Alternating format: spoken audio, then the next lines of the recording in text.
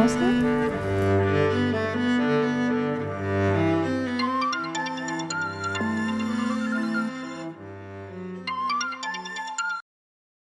Hello, is this Mr. Subramaniam? Yes, speaking.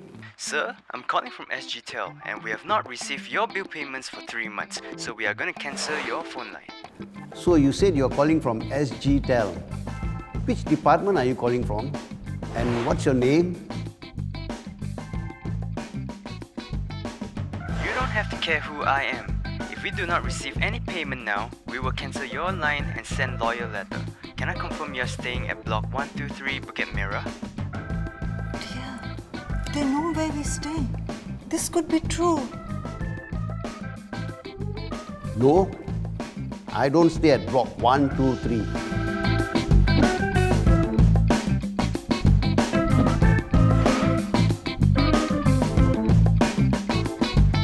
Then you must tell us your address now. If not, we'll cancel your phone line and internet right now. My manager is very serious that we settle the payments by today. I am also serious that you don't disturb my dinner now. Bye-bye. Dear, what if they cancel our phone line and internet?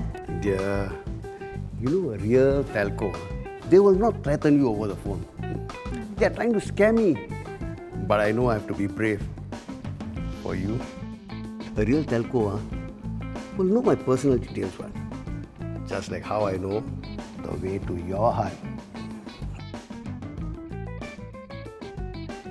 Here are some tips to help you identify scams and ensure your safety.